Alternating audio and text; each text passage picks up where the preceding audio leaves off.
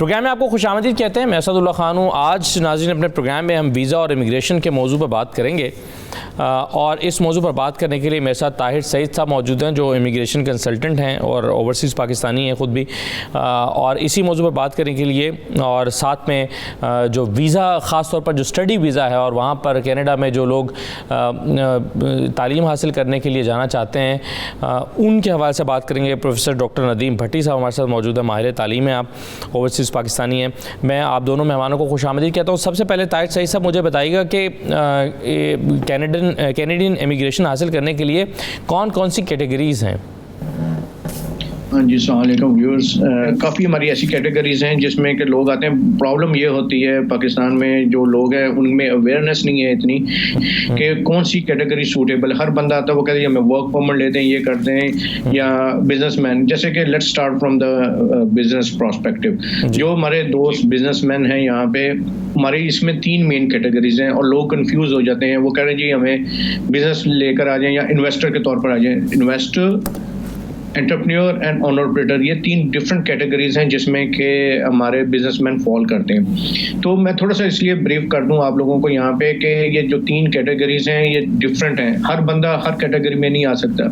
तो बेसिकली जो will start with investor. जो इन्वेस्टर कैटेगरी है वो सिर्फ एक हमारा प्रोविंस है क्यूबेक, उसमें है। और उसमें ये है कि आप as an investor $1.2 million invest कर देते हैं in any social welfare project of Quebec city. आप गवर्नमेंट ऑफ क्यूबेक को दे देते हैं। फिर क्यूबेक गवर्नमेंट 5 साल के बाद आपके ये जो 1.2 मिलियन होता है ये वापस कर देती है without any profit and loss. यानी कि आपने पैसे दिए, आपने इन्वेस्ट किए एज एन इन्वेस्टर, पर आपको नो प्रॉफिट नो लॉस मिलेगा एंड आप 5 साल के बाद आपके पैसे आपको वापस मिल जाएंगे। पर हमारे काफ़ी जो बिजनेस टाइकॉन्स हैं या बिजनेस पर्सनस हैं पाकिस्तान में, वो ये कहते हैं जी कि अगर हम $1.2 मिलियन बैंक में रख दें तो इतने ही हम विद इन 5 ईयर्स इंटरेस्ट ही सिर्फ ले लें तो इतना बन जाता है। तो उसके लिए थोड़ा सा बैंक्स ने मॉडिफाई किया है। बैंक्स ये कहते हैं कि अगर if you are not willing के आप $1.2 मिलियन दे दें नो प्रॉफिट नो लॉस पर, आप हमें सिर्फ उसके ऊपर जो इंटरेस्ट होगा वो आप हमें दे दें। That is like 3.5 lakh dollar के करीब बनता है। तो इस तरह करके प्रोडक्ट्स हैं जो कि इन्वेस्टर में आपको हेल्प आउट कर सकती है। इसके बाद दूसरी कैटेगरी है जिसमें एंटरप्रेन्योर्स आते हैं। एंटरप्रेन्योर्स में ज़्यादा नहीं है, उसमें सिंपली आपको कहा जाता है कि 2 से 3 लाख डॉलर आप इन्वेस्ट कर दें और आप को वर्क परमिट देंगे। और फिर आप जब आपने क्वालिफाई कर जाते हैं, अपने जो परफॉर्मेंस एग्रीमेंट आपने गवर्नमेंट ऑफ कनाडा के साथ साइन किया होता है, अगर वो फुलफिल कर लेंगे तो फिर आपको हम क्या कहते हैं नॉमिनेशन सर्टिफिकेट देंगे। On behalf of that nomination certificate आपको क्या कहते हैं PR की एप्लीकेशन आप डाल देते हैं।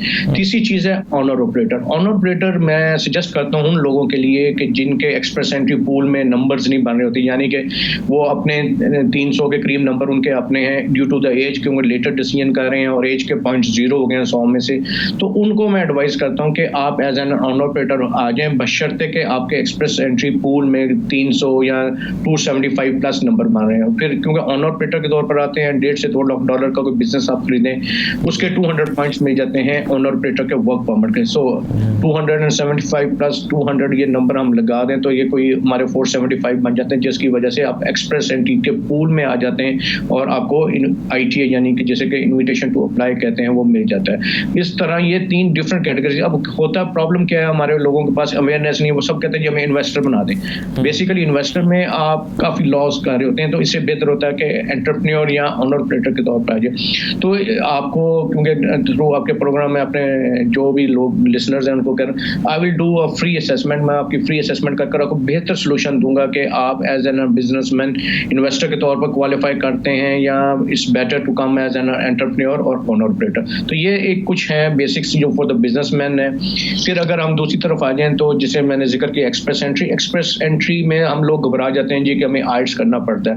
पर बिलीव मी हमारे बहुत सारे क्लाइंट्स हैं, मेरे 70% ऑफ द क्लाइंट वो उन्होंने वो आइट्स अचीव किया है, जिसमें हम कहते हैं CLB 8 क्या कहते हैं लिसनिंग में 8 और बाकी रीडिंग राइटिंग एंड स्पीकिंग में 7 अगर बैंड ले लेते हैं, एज 30 से नीचे है और मास्टर्स डिग्री या 17 ईयर्स ऑफ एजुकेशन है, आई अश्योर यू कि 100% आपकी immigration with in a year and half हो सकती है। तो बेसिकली ज़रूरत ये है कि पाकिस्तान में हर बंदे को ये पता होना चाहिए कि किस कैटेगरी में वो फॉल कर रहा है। तो हम लोग फ्री असेसमेंट करते हैं, आप अपना क्या कहते हैं, उसमें कोई चार्ज नहीं है। At least you should talk to us, हम आपको सही गाइड करेंगे कि कौन सी कैटेगरी आपके लिए सूटेबल है।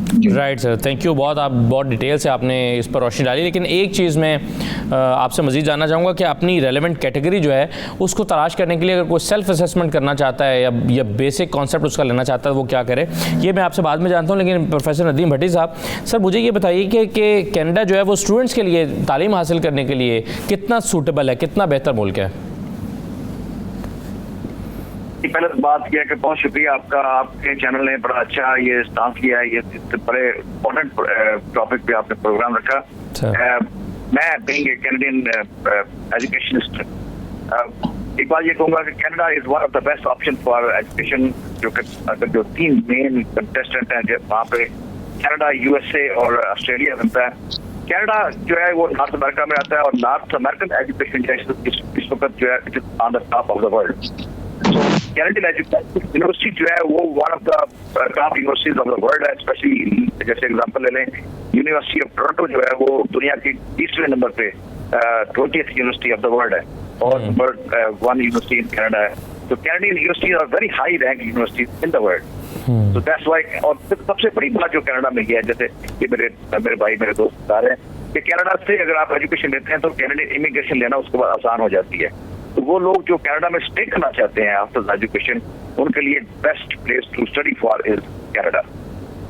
ठीक है, तो इसमें ये बताइएगा सर कि डॉक्टर साहब, अगर आप वहाँ पर तालीम हासिल करने के साथ साथ कुछ काम करना चाहते हैं अपने अखराजात पूरे करने के लिए, तो ये मुमकिन है वहाँ? ये बिल्कुल ये मुमकिन है। और उसमें ये होता है कि अगर आप फुल टाइम स्टूडेंट हैं वहाँ पर तो आपको 20 hours a day, 21 hours a week आपको काम करने की इजाजत है। 20 आवर्स ए वीक उन दिनों में जिन दिनों में आप फुल टाइम वर्कलोड लिया हुआ है आपने, और जिन दिनों में आपके पास छुट्टियां हैं, जैसे समर ब्रेक आ गई, विंटर ब्रेक आ गई, तो ब्रेक टाइम के ऊपर आप फुल टाइम काम कर सकते हैं। फुल टाइम मीन आप 8 आवर पर डे भी काम कर सकते हैं। तो आपका क्वेश्चन ये है कि काम करने की इजाजत है या नहीं है? काम करने की इजाजत है, और वो नॉर्मल वर्किंग यूनिवर्सिटी पीरियड में 20 आवर्स ए वीक परमिशन होती है काम करने की, और जिन दिनों में छुट्टियां होती हैं उन दिनों में फुल टाइम काम कर सकते हैं। राइट। अच्छा ताहिर सही साहब, मुझे ये बताइए, वो सवाल मैंने पहले किया था, छोड़ गया था, कि अगर आप अपनी असेसमेंट ख़ुद करना चाहते हैं कि वो किस कैटेगरी में कोई शख्स को फॉल करता है, तो वो कैसे कर सकता है ये असेसमेंट? अच्छा, इसमें मैं आपको जी ताहिर सही साहब जी, तो मैं इसमें आपको थोड़ा सा ब्रीफ ये कर दूं कि ना हमारी जो CIC.ca एक वेबसाइट है जो कि इमिग्रेशन ऑफ सिटीजनशिप कनाडा की है, उसमें हर प्रोग्राम के बारे में आपको इंफॉर्मेशन है और टूल्स भी दिए हुए हैं। जैसे आपको एक्सप्रेस एंट्री में होता है CRS टूल है, जिसमें कि आप सेल्फ कैलकुलेट कर लेते हैं कि आपके कितने नंबर बन रहे हैं। पर क्वेश्चन यहाँ पे ये अगेन आता है कि आपको पहले ये पता होना चाहिए कि आप किस कैटेगरी में जाना चाहते हैं। तो हर कैटेगरी की डिफरेंट वेबसाइट है, जैसे PNP प्रोग्राम्स, हमारे प्रोविंशियल नॉमिनी प्रोग्राम्स हैं, हर प्रोविंस की अपनी वेबसाइट है, उसमें जाकर आप अपनी सेल्फ असेसमेंट कर सकते हैं। राइट, तो इतना इट्स नॉट रॉकेट साइंस नहीं है, पर इसमें सिर्फ इतना होना चाहिए अवेयरनेस कि आप किस कैटेगरी आपके लिए सूटेबल है। मतलब कि अब एक बंदा है वो एक्सप्रेस एंट्री में भी कर रहा है, क्या कहते हैं उसको सूटेबल है उसके लिए, और उसके पास एज एन बिजनेस एंटरप्रेन्योर भी आप वो आ सकते हैं। पर अब क्वेश्चन ये कि ये हमने यहाँ पे एडवाइस उनको करना होता है कि आपके लिए सूटेबल कौन है, बेस्ट क्या है। अब जैसे वो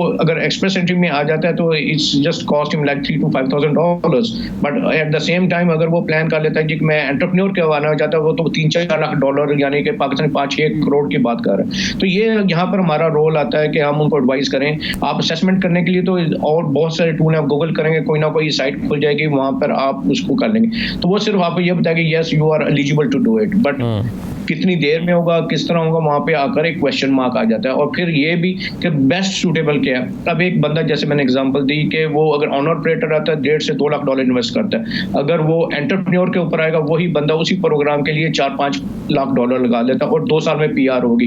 इसमें क्या है कि आप जैसे ही ऑनर ऑपरेटर के तौर पर आपको वर्क परमिट मिला, विद इन 3 to 4 months आप अपना एक्सप्रेस एंट्री में प्रोफाइल क्रिएट करें और अपना क्या कहते हैं ITA ले लें। तो ये भी चीज़ होती है कि कौन सी में कितनी देर, सिर्फ असेसमेंट ही चीज़ नहीं है, फिर आपके पास ये है कि कौन सा स्टेप आप फॉलो करें, वो किस तरह वो आप जल्द से जल्द अपने main objective to have a Canadian citizenship वो कैसे आप ले सकते हैं। राइट जी, एक छोटा सा मैं ब्रेक ले लेता हूँ, ब्रेक के बाद वापस आते हैं तो मज़ीद इसी हवाले से बातचीत करते हैं। हमारे साथ रहिए।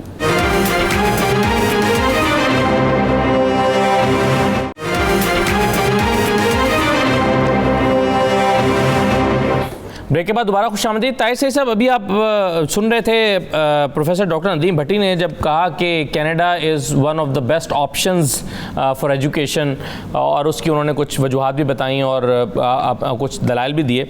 मैं आपसे जानना चाहता हूँ कि अगर कनाडा एक बेस्ट ऑप्शन है तालीम हासिल करने के लिए, तो एक स्टूडेंट वीज़ा हासिल करना कितना आसान है?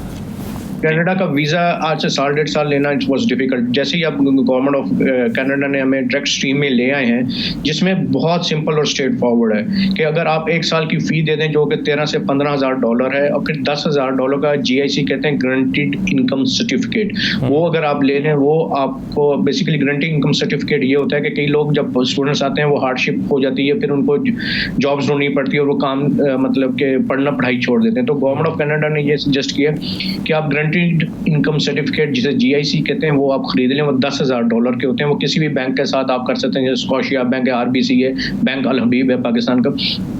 तो वो जो $10,000 आप देते हैं वो $800 पर मंथ के हिसाब से आपको 12 महीने तक बैंक आपको वापस करेगा आपका pocket money. So there are 3 things, आपके पास पब्लिक स्कूल में एडमिशन होना चाहिए या यूनिवर्सिटी में, सेकंड आपके पास GIC होना चाहिए 10,000 का, थर्ड आप आइल्स करें 6 से 6.5 band depending upon the course, और या मतलब डिग्री कौन सी लेनी। अगर आप ये 3 चीज़ें पूरी कर लेते हैं तो मेरा नहीं ख्याल कि हमारा किसी का वीज़ा रिफ्यूज़ होगा। तो मैं थोड़ा सा इसमें एक चीज़ जो रहती थी, मैं अपने स्टूडेंट्स की बात हो रही है तो मैं डॉक्टर साहब की बात को कंटिन्यू करता हूँ। यस, हमें काम करने की इजाज़त है, यहाँ पे लोग काम करते हैं, और जैसे ही आप डिग्री कंप्लीट करते हैं, लाइक अगर आप अंडर ग्रेड लेवल पे आए, 1 साल का कोर्स अगर कंप्लीट करते हैं तो आपको गवर्नमेंट ऑफ कनाडा 1 साल का वर्क परमिट दे देती है। अगर आप 2 साल का करते हैं तो फिर आपको 3 साल का वर्क परमिट मिल जाता है, और अगर आप मास्टर्स का 1 साल का कोर्स करते हैं फिर भी आपको 2 साल का वर्क परमिट मिल जाता है। तो हमारी एक इमिग्रेशन की स्ट्रीम है जिसे कहते हैं कैनेडियन एक्सपीरियंस क्लास, CEC। वो क्या कहती है? वो ये कहती है कि अगर आप यहाँ पर आए, आप पढ़ें, आपको 30 के करीब पॉइंट्स मिल जाते हैं, और फिर आप अगर 1 साल काम करें उसके अलग पॉइंट्स हैं। पहले ये क्या होता था, पहले CEC में क्या होता था, 1 साल पढ़ो, 1 साल काम करो, आप PR के लिए एलिजिबल हो जाते हैं। अभी भी आप एलिजिबल हैं, पर फिर आपको एक्सप्रेस एंट्री पूल में जाना पड़ता है। तो लिहाजा I will suggest and recommend my all viewers कि आप एटलीस्ट 1 साल का कोर्स ना लें अंडर ग्रेड लेवल पर, अंडर ग्रेड लेवल पर 2 साल का डिप्लोमा लें ताकि आपको 3 साल का वर्क परमिट मिले, और फिर आपके नंबर इतने हो जाएंगे कि आप एक्सप्रेस एंट्री में क्वालिफाई कर जाएंगे। जी thank you. Right sir, thank you. अच्छा डॉक्टर साहब, ये बताइए कि तालीम हासिल करने के लिए कनाडा में, जैसे कि आपने कहा बहुत अच्छी ऑप्शन है, बेस्ट यूनिवर्सिटीज़ कौन सी हैं? यानी आप स्टूडेंट्स को क्या सजेस्ट करेंगे कि वो कहाँ अप्लाई करने के लिए कोशिश करें? देखो जी, इन जनरल अगर हम यूनिवर्सिटी को रैंक करें तो जो कनाडा की यूनिवर्सिटीज हैं उनमें जो वर्ल्ड में टॉप रैंक यूनिवर्सिटीज हैं उसमें यूनिवर्सिटी ऑफ टोरंटो है, मैगिल है, यूनिवर्सिटी ऑफ ब्रिटिश कोलंबिया है, यूनिवर्सिटी ऑफ मॉन्ट्रियल है, वाटरलू है, कैलगरी यूनिवर्सिटी और वेस्टर्न यूनिवर्सिटी। इसके साथ क्वींस यूनिवर्सिटी बहुत अच्छा बिजनेस प्रोग्राम है इनका, जो वर्ल्ड में नंबर 1 है इस वक्त क्वींस यूनिवर्सिटी का। तो ये जो टॉप 10 यूनिवर्सिटीज हैं कनाडा की, ये इनमें से कोई भी यूनिवर्सिटी जो है वो बहुत अच्छी है। लेकिन जब आपने डिसीजन करना है कि मैंने कौन सी स्पेसिफिक यूनिवर्सिटी में जाना है, तो फिर आपको अपनी फैकल्टी भी देखना पड़ेगी कि what specific subject are you going to study. For example, if you are going to study engineering, तो इंजीनियरिंग में McGill is a very good name, Waterloo is a very good name. तो Waterloo बहुत बड़ा नाम है space sciences में, mechanical engineering में। University of Toronto का बहुत अच्छा नाम है बिजनेस स्टडीज में। यूनिवर्सिटी ऑफ टोरंटो का बहुत अच्छा बिजनेस मेड स्कूल है। तो अगर आपने मेडिसिन पढ़ना है, अगर आपने बिजनेस पढ़ना है, तो आप यूनिवर्सिटी ऑफ टोरंटो में जाते हैं। इसके साथ साथ एक और ऑप्शन जो आपने देखा होती है कि मैंने किस शहर में रहना है जी, कि बहुत सारे लोग जो है वो टोरंटो में रहना पसंद करते हैं क्योंकि Toronto is a big city, वहाँ पे मल्टी कल्चरल एनवायरनमेंट होती है, तो वहाँ रहना प्रेफर करते हैं। लेकिन बहुत सारे लोग हैं जो दूसरे शहर में रहना चाहते हैं, तो city is one consideration, university की रैंकिंग इज अनदर कंसिडरेशन, और यूनिवर्सिटी की standing in a specific subject, that's another consideration which we have to consider before we decide for any particular university. सही है। इसके साथ साथ डॉक्टर साहब ये भी बता दें कि जो अखराजात हैं वो कितने आते हैं एक डिग्री करने के लिए? अगर आपने ग्रेजुएशन करनी है तो एक डिग्री कोर्स जो है उस पर कितना खर्च आता है? उसमें जो यूनिवर्सिटी की एजुकेशन का जो एवरेज है इस वक्त कनाडा में, that is somewhere around $20,000 Canadian dollar average है। एवरेज मीन कि मेडिकल स्टडीज, इंजीनियरिंग स्टडीज और आर्ट्स की स्टडीज और बिजनेस की स्टडीज का सबका एवरेज अगर निकाल लें, लेकिन it depends upon the type of studies you are going to follow. For example, अगर आप जाना चाहते हैं मेड स्कूल में, तो मेड स्कूल की स्टडी जो है वो दैट्स वेरी एक्सपेंसिव। इसी तरह engineering is very expensive. Business is relatively less expensive as compared to engineering and medical.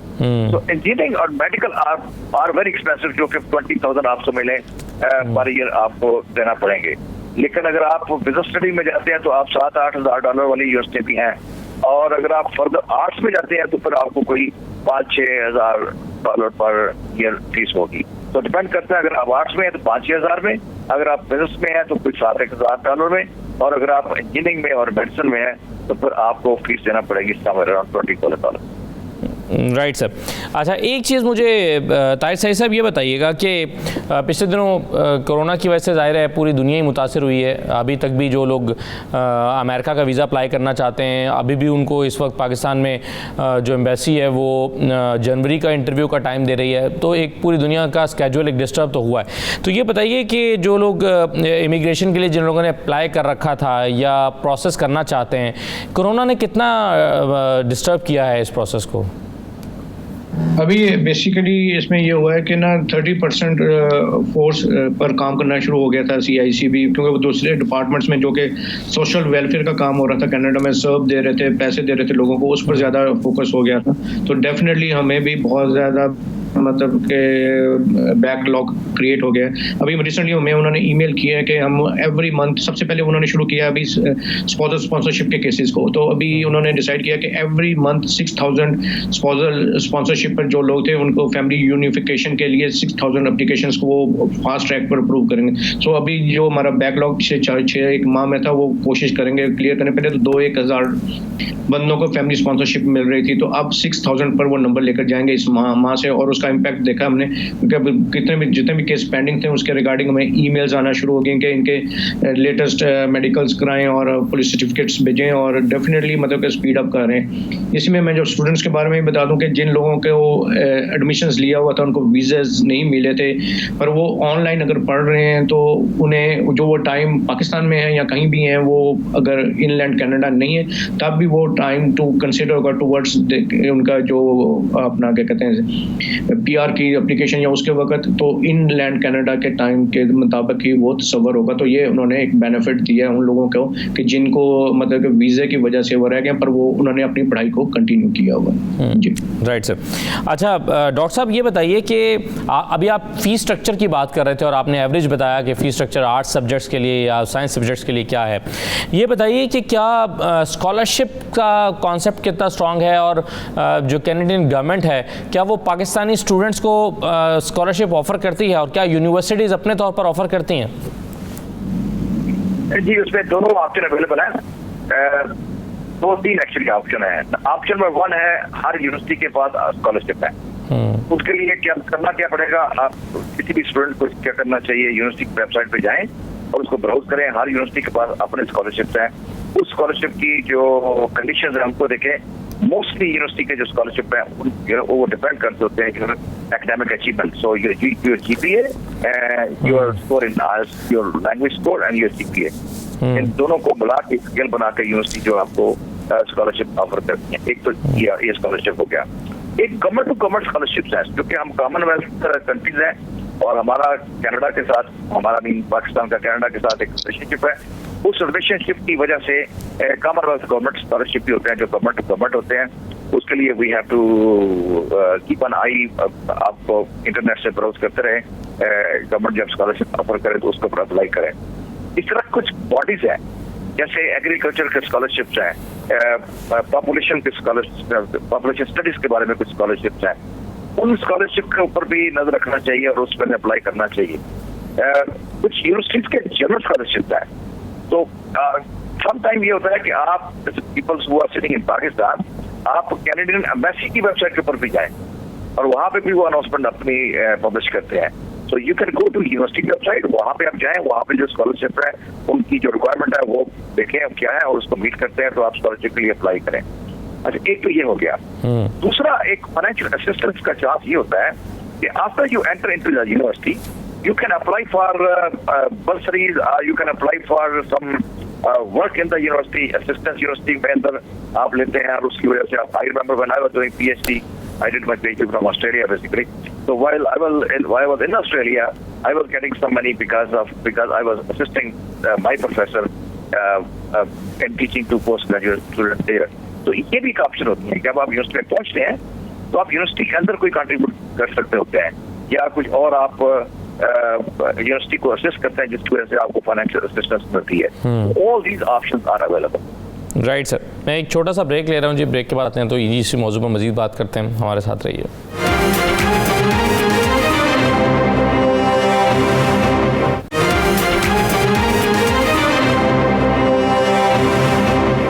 दोबारा आपको खुशामदीद कहते हैं। ताहिर सईद साहब, अभी हम जिस तरह से एजुकेशन के अखराजात की बात कर रहे थे, इसी तरह से ये बताइए कि इमिग्रेशन के अखराजात कितने आते हैं? अगर कोई शख्स इमिग्रेशन लेना चाहता है तो इस पूरे प्रोसेस पर कितने पैसे खर्च होते हैं? अच्छा, इसमें ना दो तीन किस्म के एक्सपेंस होते हैं। सबसे पहले तो एक गवर्नमेंट के ड्यूज होते हैं, जैसे कि अगर एक पर्सन है उसने यहाँ पे आना तो तकरीबन उसका एप्लीकेशन फ़ी और डिफरेंट चीज़ें डालकर $9,000-1,500 बन जाता है, जो कि स्टेट सिंपल सी कैटेगरी एक्सप्रेस एंट्री में आते हैं। पर जैसे अगर वही PNP प्रोग्राम्स में आ जाएँ या इसमें आ जाएं क्या कहते हैं इन्वेस्टर कैटेगरी में, तो फी थोड़ी फ़र्क हो जाती है। उसमें 2-3 किस्म की फ़ीसें सिर्फ गवर्नमेंट के ड्यूज़ के लिए भी होती है। एक प्रोविंशियल नॉमिनी प्रोग्राम की अपनी 2,500 से लेकर up to 5,000 different fees structure में है। उसके बाद फिर आपकी प्रॉपर्टीज़ की असेसमेंट वगैरह या उसके ऊपर भी थर्ड पार्टी पेमेंट करनी पड़ती है, और फिर उसके बाद फेडरल गवर्नमेंट की फ़ी होती है। तो जिस तरह PNP प्रोग्राम है उसमें 3 किस्म की कॉस्ट आ जाती है। प्रोविंशियल नॉमिनी प्रोग्राम की अपनी कॉस्ट है, फिर थर्ड पार्टी हो जाती है जो कि आपके बिजनेस को वैल्यूएट करती है या असेसमेंट्स करती है, और फेडरल गवर्नमेंट की जब आपको उन्होंने PR की लैंडिंग देनी होती है उसकी फ़ी आ जाती है। फिर उसके बाद हमारे कंसल्टेंट्स की फ़ी है जो कि स्टार्ट होती है 3,000 अप टू 15,000 तक चली जाती है, कई जगह 20,000 तक भी चली जाती है, डिपेंडिंग अपॉन कि हम क्या काम कर रहे हैं। कई लोग वर्क परमिट पर आते हैं और फिर हमें 2 से 3 साल तक उनको लेकर चलना होता है जब तक उनको PR नहीं आ जाती, तो वो फ़ी ज़्यादा हो जाती है। पर जो सिंपल एक्सप्रेस एंट्री है वो तकरीबन 2,000 से लेके आप $4,000-5,000 तक डिफरेंट कंसल्टेंट्स या लॉयर्स अपनी फी ले रहे हैं। इसी तरह स्पॉन्सरशिप है, उसमें भी 1,500 से लेकर 3,000 तक कंसल्टेंट की फ़ी है, तकरीबन $1,500 गवर्नमेंट की फ़ी हो जाती है। तो फ़ी स्ट्रक्चर इतना ज़्यादा नहीं है। पर अगर इसमें देखें जो अगर आपके प्रोग्राम्स हैं जो PNP में एंटरप्रेन्योर कैटेगरी है, उसमें थोड़ा सा बिजनेस प्लान भी बनते हैं, उसमें बिजनेस की क्लोजिंग भी हो रही होती है और रियल स्टेट के लोग भी आ जाते हैं। तो एनीथिंग अगर आप देखें डिफरेंट प्रोग्राम्स जैसे बिजनेस के हैं वो they go from 10 to 30,000 depending upon के कितना उसमें काम करना पड़ता है, कितना बिजनेस प्लान की वर्किंग है। फिर उसमें एक्सप्लोरेटरी टूर भी होता है। समटाइम्स क्या होता है कि जो हमारे क्लाइंट्स होते हैं वो कहते हैं कि हम एक्सप्लोरेटरी टूर में आपकी हेल्प की ज़रूरत है। फिर अगर एक कंसल्टेंट या लॉयर साथ जाए 8-10 दिन के लिए किसी प्रोविंस में पूरा एक्सप्लोरेटरी टूर कराए उसका, तो देन कॉस्ट हाई होती जाती है। तो ये डिपेंड करती है कि आप कितनी सर्विसेज दे रहे हैं और उसमें क्या क्या पैकेज में क्या क्या चीज़ें इंक्लूडेड हैं। जी ताहिर साहब, जनरली किस किस्म के प्रॉब्लम्स आते हैं जब लोग इमिग्रेशन के लिए अप्लाई करना चाहते हैं? तो कॉमन प्रॉब्लम्स किस किस्म के लोग फेस करते हैं? समटाइम्स क्या होता है कि हमारे पास पाकिस्तान में सबसे बड़ी प्रॉब्लम 2 चीज़ों की आ रही है। एक समटाइम्स क्या होता है कि आप किसी भी कैटेगरी में वो कहते हैं कि हाँ जी हमारे पास एक्सपीरियंस है, पर वो उस एक्सपीरियंस को वैलिडेट नहीं कर पाते, उसका मतलब कि वेरिफिकेशन नहीं होती, और एट द एंड जब मतलब कि सारा काम कंप्लीट हो गया होता है तो आपका अगर एक्सपीरियंस वेरीफाई नहीं होता, या बैंक बेसिकली क्या कि हम बैंकिंग सेक्टर यूज़ नहीं करते, हम कैश में अपनी सैलरीज ले रहे होते हैं, तो हम बैंकिंग ट्रांजेक्शन नहीं होती। तो ये कम से कम जब आप अपना किसी एक्सपीरियंस को वैलिडेट करते हैं तो 2-3 किस्म के हमें उसमें देने पड़ते हैं क्या कहते हैं एविडेंस। हम क्या करते हैं, सिर्फ एक एक्सपीरियंस लेटर लगा लेते हैं, तो कहते हैं कि जी हमने एक्सपीरियंस को कंफर्म कर लिया, पर नहीं, पर एक्सपीरियंस को वेरीफाई करने के, वैलिडेट करने के लिए कम से कम दो, एक मेन एक्सपीरियंस लेटर और दूसरा दो सपोर्टिंग डॉक्यूमेंट्स होने चाहिए, जैसे कि पे स्लिप्स होनी चाहिए और बैंक में आपके पेमेंट ट्रांसफर होनी चाहिए। तो ये अगर चीज़ें नहीं होती तो फिर आप बंदा प्रॉब्लम में आ जाता है और वो केस रिफ्यूज हो जाता है। तो आई ऑलवेज रिक्वेस्ट माई जो क्लाइंट्स या मेरे जो लोग सुन रहे हैं कि प्लीज़ आप डोंट टेक इट के एक एक्सपीरियंस लेटर ले लेंगे तो आप क्वालिफाई कर जाएंगे, बट वो वैलिडेट नहीं होगा। और बहुत सारे केसेस पाकिस्तान में रिफ्यूज हो रहे हैं कि एक्सपीरियंस जो है वो वैलिडेट नहीं हो पाता बैक एंड पे, यहाँ उसको वेरीफाई नहीं कोई लोग कर सकते, वो सिर्फ एक लेटर ले लेते हैं, उसको वहाँ पे एक्चुअली नहीं होते, या फिर उनकी पे रोल या बैंक स्टेटमेंट नहीं होती। तो लिहाजा आई ऑलवेज रिक्वेस्ट, मैं एडवाइस भी करता हूँ लोगों को कि जब आप अपना प्लान कर रहे हैं कि आपने आना, तो अपनी डॉक्यूमेंटेशन को सीधा रखें, अपनी सैलरी बैंक में ट्रांसफर कराएं, टैक्स पे करना पड़ता है तो करें प्लीज़, और पे रोल चलना चाहिए आपका, जैसे पे स्लिप्स कहते हैं पाकिस्तान में, एंड देन एक्सपीरियंस लेटर भी होना चाहिए। फिर इसके बाद एक और चीज़, आई थिंक हम आइल्स को बहुत इजी ले लेते हैं। लोग कहते हैं जी कि हमें आइल्स ना करना पड़े, किसी ना किसी तरीके से हमें यहाँ पे ले आए। मैं अश्योर करता हूँ जो ये कहता है वो गलत है। मास वाई आपके जो वर्क परमिट पर आते हैं वहाँ पे इनिशियली आपको आइल्स की ज़रूरत नहीं, इंग्लिश लैंग्वेज टेस्ट की, पर जब भी आप PR अप्लाई करेंगे, कोई ऐसा कनाडा का प्रोग्राम नहीं है जो कि आइल्स के बगैर हो जाए। जितने टेम्परेरी रेजिडेंट हैं, इवन स्टूडेंट्स का है, वो उनको भी आइल्स करना है। But other than the work permit कोई भी ऐसी कैटेगरी नहीं है आपने कनाडा में आना हो और आपको आइल्स के बगैर आप आ सकें। या श्योर स्पॉन्सरशिप एक ऐसा है जिसमें कि आपको आइल्स की ज़रूरत नहीं, बट अदर देन दैट कोई भी ऐसा हमारा प्रोग्राम नहीं है जिसमें कि आइल्स के बगैर आप यहाँ पे आ सकें। जी राइट। अच्छा डॉक्टर साहब ये बताइए कि क्या आप समझते हैं कि कुछ ख़ास डिसिप्लिन ऐसे हैं जिसमें एडमिशन लेना आसान है स्टूडेंट्स के लिए, या फिर कुछ ख़ास एरियाज़ ऐसे हैं जहाँ की यूनिवर्सिटीज़ में आप अप्लाई करें तो कंपैरेटिवली, जैसे टोरंटो से हट के अगर आप कहीं और साइड एरियाज़ में अप्लाई करते हैं तो वहाँ पर कंपैरेटिवली आसान है? क्या इन चीज़ों से फ़र्क पड़ता है? देखो जी, यूनिवर्सिटी टू यूनिवर्सिटी वैसे ही फ़र्क पड़ता है। कुछ यूनिवर्सिटीज़ में एडमिशन लेना रिलेटिवली ईजी है और कुछ यूनिवर्सिटीज़ में एडमिशन लेना रिलेटिवली हार्डर है। कहीं पे GPA कम मांगते हैं, कहीं पे आइल्स का स्कोर जो है वो कम होता है, ये तो डिपेंड करता है। लेकिन ये बात फॉर श्योर है कि if you are going to aim for a high ranked university तो उसमें आपको हाई GPA और हाई आइल्स स्कोर चाहिए, राइट। और अगर आप समझते हैं कि मैं लो स्कोर के साथ जाना चाहता हूँ तो फिर हमें समझना पड़ेगा इस बात को कि हम अपनी यूनिवर्सिटी की क्वालिटी पे कॉम्प्रोमाइज कर रहे हैं। इसके साथ साथ एक और जो ऑप्शन वही है कि जो क्यूबेक है और या जो टोरंटो की यूनिवर्सिटी तक में भी, उन यूनिवर्सिटी को छोड़ के अगर आप और यूनिवर्सिटी में जाते हैं तो फिर वहाँ पे एडमिशन लेना रिलेटिवली ईजी होता है। जैसे सस्कैचुअन की यूनिवर्सिटियों में ना सिर्फ एडमिशन ईजियर है बल्कि एडमिशन के बाद इमिग्रेशन भी आसान हो जाती है। तो कुछ प्रोविंसेस ऐसे हैं जहाँ पे एनकरेज किया जाता है स्टूडेंट्स को, इंटरनेशनल स्टूडेंट को, और वो एनकरेजमेंट की दो शक्लें हैं। एक तो उनको एडमिशन रिलेटिवली ईजियर मिलता है वहाँ पे, और सेकंड ये है कि वहाँ पे बाद में इमिग्रेशन ईजियर मिल जाती है।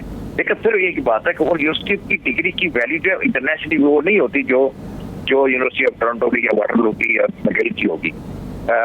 लेकिन बहरहाल वहाँ पे आप जो लेते हैं वो कैनेडियन यूनिवर्सिटी की डिग्री होती है, वो ऑथेंटिक डिग्री होती है, और इमिग्रेशन भी मिलती है वहाँ पे, और रिलेटिवली इजीली मिलती है देन दीज यूनिवर्सिटीज। तो that's option available. Right sir.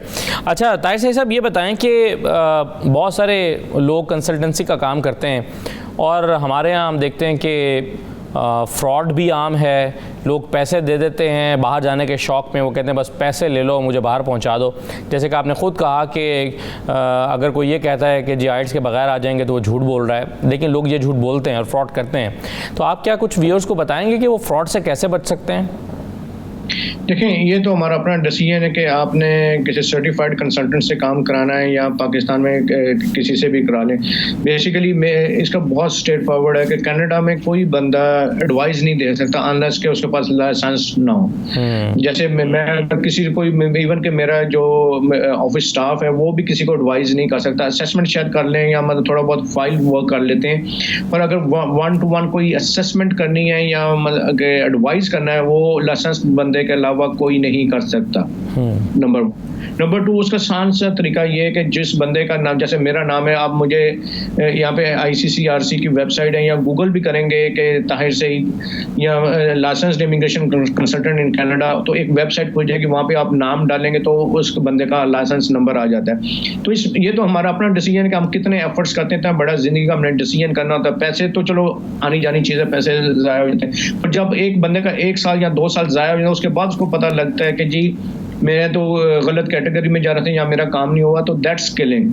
वो फिर बहुत ख़तरनाक है। पैसे की कोई बात नहीं होती, पर जो एक बंदे का टाइम ज़ाया हो गया, लेट्स से कि एक बंदे ने केस लिया है और उसके बच्चे की उम्र 20 ईयर्स है और उसे कहा गया कि ये 1 साल में आपका काम हो जाएगा और वो बच्चा आपके डिपेंडेंट के तौर पर कनाडा आ जाएगा, पर वो केस को गलत सिमत में ले गया या उसे हैंडल नहीं हो सका और वो बच्चा 22 ईयर्स का हो गया, तो he is not a dependent any more, वो डिपेंडेंट नहीं रहा, जिसकी वजह से क्या, वो एक आपने देखो कई हमारी पाकिस्तान में फैमिली होती है, कुछ लोग माँ बाप और कुछ छोटे बच्चे आ जाते हैं और कुछ लोग जो 22 साल से ऊपर होते हैं या डिपेंडेंट नहीं रहते, वो वहीं रह जाते हैं और सारी उम्र के लिए उनके लिए प्रॉब्लम अरेज हो जाती है।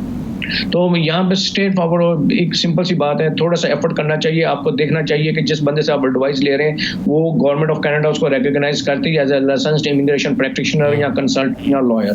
तो इसमें यही है कि आपको, जैसे आप विंडो शॉपिंग करते हैं, फिर आप शॉप करते हैं, तो इसमें थोड़ी सी अगर हिम्मत कर लें और विंडो शॉप कर लें, देख लें कि वो बंदा रजिस्टर्ड है, गुड स्टैंडिंग में है कि नहीं है। इवन कि हम कंसल्टेंट्स भी होते हैं, उसके भी एक होता है कि हमें लाइसेंस मिल गया, डज नॉट मीन कि हम हर वक्त कंसल्टेंट हैं। हर वक्त हमें एक्टिव मेंबर होना चाहिए और गुड स्टैंडिंग में होना चाहिए। अगर आप गुड स्टैंडिंग में नहीं है, एज पर मतलब हमारी प्रैक्टिस में कोई ऐसा कोई कंप्लेंट आ गई या हमने कुछ गलत किया, वो ऑटोमेटिकली उसी वक्त हमें वो सस्पेंड कर देंगे जब तक कि हम वो क्यूरी को क्लियर ना कर लें।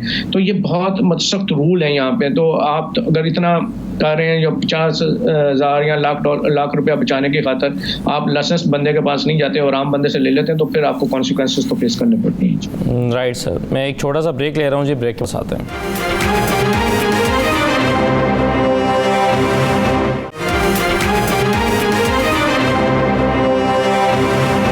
दोबारा आपको खुशामदीद कहते हैं। डॉक्टर साहब ये बताइए कि कनाडा में जो स्टूडेंट्स तालीम हासिल करने के लिए जाते हैं, उन्हें एडमिशन मिलता है, तालीम मुकम्मल करने के बाद वहाँ पर उनके लिए कितनी अपॉर्चुनिटीज़ हैं कनाडा में? जी, कनाडा में बहुत अपॉर्चुनिटीज़ हैं। एक तो यूनिवर्सिटीज़ जो है, यूनिवर्सिटीज़ की एजुकेशन ख़त्म होने के बाद 90 डेज तक तो वैसे आप वहाँ पे आ सकते हैं। इसके साथ साथ आप वर्क परमिट ले सकते हैं। जितने आपने सालों की एजुकेशन दी है उतने सालों का आपको वर्क परमिट मिलता है। और वो वर्क परमिट अगर आप 2 साल कंप्लीट कर लेते हैं तो उसके बाद, जैसे ये हमारे इमिग्रेशन के एक्सपर्ट्स बैठे हुए हैं, ये बताएंगे कि जब आपने 2 साल की एजुकेशन, 2 साल का वर्क एक्सपीरियंस खत्म कर लिया, तो एक तो आपने डॉलर कमा लिए और सेकेंडली ये है कि आप क्वालिफाई कर गए हैं फॉर द इमिग्रेशन। तो ये तो बरर है उसमें। लेकिन इससे भी पहले एक बात करने वाली क्या है, वी गॉट टू अंडरस्टैंड कि कौन कौन से प्रोफेशन इन डिमांड है कि जिनमें जॉब्स मिलती हैं, और उन प्रोफेशन की ही एजुकेशन लेना चाहिए और उन्हीं प्रोफेशन की सर्टिफिकेशन लेना चाहिए, ताकि आप जब एजुकेशन खत्म कर सकें तो आप अनएम्प्लॉयड ना हो, बल्कि आपको जॉब मिल जाए। और वो प्रोफेशन कौन कौन से हैं, उसमें जो टॉप प्रोफेशन इस वक्त कनाडा में जो इन डिमांड है वो हेल्थ रिलेटेड प्रोफेशन है, जैसे नर्सेज है और जैसे लैब वर्क करने वाले जो लोग हैं, जैसे टेक्नीशियंस हैं, ये बहुत इन डिमांड है। इसी तरह जो एल्डरली पीपल हैं, उनकी केयर करने वाले जो लोग हैं, पर्सनल सपोर्ट वर्कर, उनकी जॉब उनको वो बहुत इन डिमांड है। जो फिजियोथेरेपी के लोग हैं, ये बहुत इन डिमांड है। इसी तरह आईटी में हमारे यहाँ पाकिस्तान में से बहुत सारे लोग हैं जो सॉफ्टवेयर में बड़ा नाम पैदा कर रहे हैं। सॉफ्टवेयर जो इंजीनियर है, they are in demand. Electrician, industrial electrician in demand है। एयरक्राफ्ट पायलट इन डिमांड है। फार्मेसी के एक्सपर्ट इन डिमांड है। साइकोलॉजिस्ट इन डिमांड है। अब ये जो देखना पड़ेगा कि कौन कौन से एरिया जो है वो इन डिमांड है, जिनकी ज्यादा जॉब्स है वहाँ पे, और इनमें जो लोग होंगे उनकी उसी एरिया में ही एजुकेशन लेना चाहिए और उसी एरिया में ही बाद में जॉब मिलने के चांसेस ज्यादा होते हैं। और जब आपको इमिग्रेशन भी मिल जाएगी तो you can make career in that area. तो it's a very careful decision. Admission न लें कि मैं जाकर कोई वहाँ पे हिस्ट्री पढ़ना शुरू कर दूंगा, तो हिस्ट्री पढ़ने के बाद क्या करेगा, यू डोंट नो इट। तो ऐसे सब्जेक्ट पढ़े जिनकी वहाँ डिमांड है, और उसके लिए जैसे कुछ बातें मैंने बता दी हैं, कुछ आप खुद भी रिसर्च करें कि कौन कौन से एरिया है जिनको इन डिमांड है। तो हेल्थ से रिलेटेड सारे प्रोफेशन जो है वो इन डिमांड है। उसमें स्टडी करें, उसी में ही फिर आपको जब 2 साल का वास्ते मिले उसी में जॉब करें। जॉब करने के बाद आपको इमिग्रेशन हो जाएगी, ये हमारे एक्सपर्ट बैठे हैं, ये आपको हेल्प करेंगे। और इमिग्रेशन के बाद आप you can make your career there और आप अपनी फैमिली को वहाँ पर लेके जाए, उनके साथ अपना फ्यूचर बनाएं। ताहिर साहब, ये इसी पर आप ज़रा मज़ीद रोशनी डालिएगा कि अगर आपको वहाँ पर पढ़ने का मौका मिलता है और पढ़ने के बाद जितने साल का डिग्री है उतने साल को आपको वर्क परमिट मिल जाता है, और जब वर्क परमिट आपका कंप्लीट होता है, लेट से वो 2 साल का है, तो आपके नंबर पूरे हो जाते हैं और पॉइंट्स पूरे हो जाते हैं और आपको इमिग्रेशन के लिए आप क्वालिफाई कर जाते हैं। और फिर इमिग्रेशन मिलना क्या इसका 100% यकीनी होता है कि इमिग्रेशन मिल जाता है? हाँ जी, ये मैं लास्ट क्वेश्चन को पहले यस मतलब श्योर होता है उसमें, अनलेस के आप इनएडमिसिबल ना बन जाएं, कनाडा में कोई क्रिमिनल रिकॉर्ड ना हो। जब मैं डॉक्टर साहब की बात को थोड़ा सा और ऐड कर दूं कि मुझे एक बहुत बड़ी प्रॉब्लम है यहाँ पे, ये बहुत अच्छा डॉक्टर साहब ने बात को बताया कि आप अपने प्रोफेशन में जिसमें लेना है डिमांड में उसमें लें और फिर उसी प्रोफेशन में काम करें। सबसे बड़ी प्रॉब्लम ये होती है कि आप पढ़ते कुछ हैं और फिर आगे कोर्स अपना काम किसी और जगह में करने लगते हैं। बेसिकली हमारे पास कनाडा में 4 मेन नॉक्स में आपकी जो लेबर फोर्सेस को डिवाइड किया जाता है, knock 00 A B C and D। जो A and B है और नॉक ओ है, इसमें अगर आप काम करेंगे तो वो आपका एक्सपीरियंस वैलिड होगा। अब लोग क्या करते हैं, यहाँ पे जॉब्स नहीं मिलती, डेस्परेट होते हैं और नॉक सी या डी में काम कर लेते हैं। स्पेसिफिकली इन ओंटारियो अगर आप नॉक सी या डी में काम करेंगे वो आपका एक्सपीरियंस वैलिड नहीं होगा। आई विल रिपीट अगेन कि हमारी जो नॉक्स हैं कनाडा की जो लेबर फोर्स है उसमें नॉक ए बी से ऊपर आपको नॉक में एक्सपीरियंस होगा तो आप एक्सप्रेस एंट्री में क्वालिफाई करेंगे। अगर आप नॉक बी से सुपरवाइजरी लेवल से नीचे चले जाते हैं यानी सी या डी में काम करेंगे तो वो आपका एक्सपीरियंस बेसूद है, उसका कोई फायदा नहीं है and you are wasting time. So I request even to students जो कि यहाँ पे कनाडा में ऑलरेडी हैं और पढ़ रहे हैं, डिग्री कंप्लीट कर रहे हैं, प्लीज आप इस चीज में डेस्परेट ना हो कि नॉक के पैसे कमाने और सी और डी में जॉब मिल रही है तो ले लें। You will be wasting your time और अल्टीमेटली क्या होगा कि आपको बहुत बड़ी प्रॉब्लम होगी जब आप अपना एक्सप्रेस एंट्री में पीआर की एप्लीकेशन डाल रहे होंगे क्योंकि वो एक्सपीरियंस को वैलिडेट नहीं करेगा। और यही सबसे बड़ी प्रॉब्लम है, फिर लोग यहाँ पर आकर फिर रिफ्यूजी क्लेम या स्पॉन्सरशिप की तरफ चले जाते हैं। तो इतनी मेहनत की, इतना पैसा आपने लगाया तो यहाँ पर आकर आप थोड़ा सा अपने आप को लेट डाउन ना होने दिया करें। जी बहुत शुक्रिया ताहिर सईद साहब आपका, और प्रोफेसर नदीम भट्टी साहब आपका भी शुक्रिया प्रोग्राम में शिरकत करने के लिए। बहुत कीमती मालूमात उन लोगों के लिए जो इमिग्रेशन लेना चाहते हैं कनाडा में और वहाँ पर किस किस्म के प्रॉब्लम्स का सामना करना पड़ता है, उनको कैसे दूर किया जा सकता है। जो लोग पढ़ने के लिए जाना चाहते हैं उन्हें क्या करना चाहिए, और फिर ये कि किस तरह से सर्टिफाइड कंसल्टेंट से रब्ता करना चाहिए, किन चीज़ों से बचा जा सकता है, और जो आने वाली मुश्किलात हैं उनको कैसे हैंडल किया जा सकता है, और रिफ्यूज़ल से कैसे बचा जा सकता है। बहुत तफसील से हमने इस पर बातचीत की है, हमारे माहिरीन ने इस पर बातचीत की है। उम्मीद है कि आपको बहुत कुछ सीखने को मिला होगा। आज के प्रोग्राम से इजाज़त दीजिए, अल्लाह हाफ़िज़।